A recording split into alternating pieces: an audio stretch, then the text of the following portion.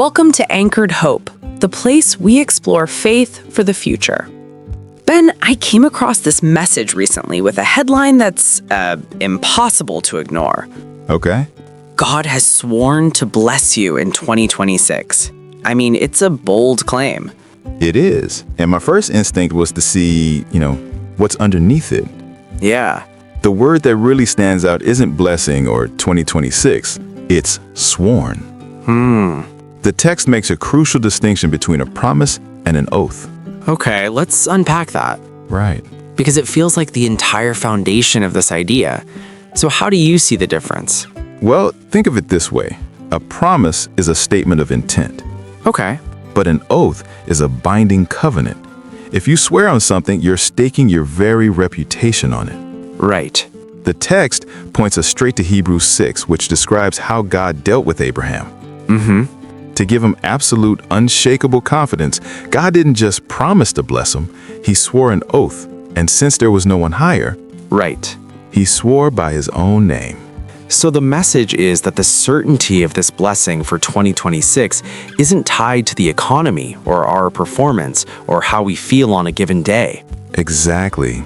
It's anchored to the very integrity of God himself. Exactly. The author is saying, your blessing is as reliable as God's character.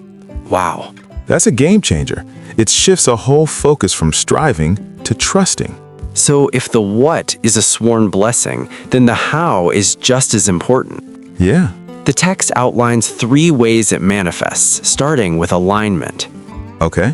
It says, when you walk in obedience, divine doors respond. And that's not about being perfect, right? Right. It's about direction. It's like tuning a radio.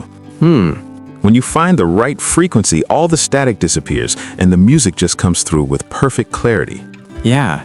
Obedience is us tuning our lives to God's frequency. And when we're aligned, we start to see doors open that we never even knew were there. Okay, that leads to the second point, which this can be a difficult one to embrace, separation. The text says, God removes what drains you so he can release what sustains you. This is the Joseph principle. Okay. I mean, his life is the ultimate case study. He was violently separated from his family, his home, his identity. Wow. Every single step, from the pit to slavery to prison, was a deeper separation. Right. But each one was also a step toward the palace. God was systematically removing everything Joseph relied on so that Joseph would rely only on him. That reframes painful endings completely. Yeah. It suggests that a closed door isn't just a rejection. No. It can be God protecting our future, making space for something better. Precisely. And think about Abram and Lot. Genesis tells us that it was only after Lot separated from him that God said, lift up your eyes and look. All the land that you see, I will give to you. Wow. The separation was the trigger for the larger vision. Yeah. God had to remove that source of strife before he could release the fullness of the blessing. Which is where the third point, divine timing, brings it all together. Right. And the text puts it so beautifully.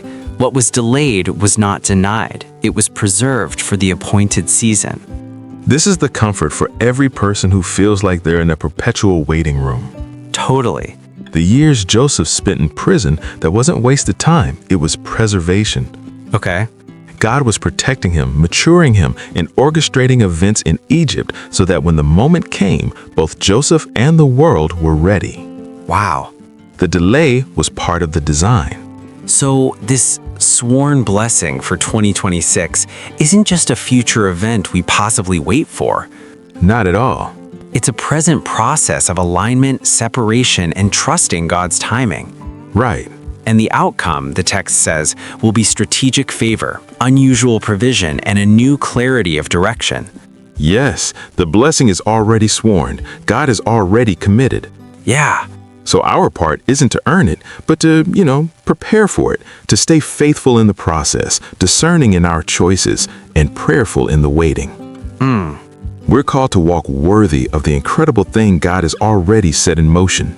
Now, here's a question we'd like you to think about. As you look toward the future, what is one area of your life where you might need to trust God's process of either alignment, separation, or divine timing right now?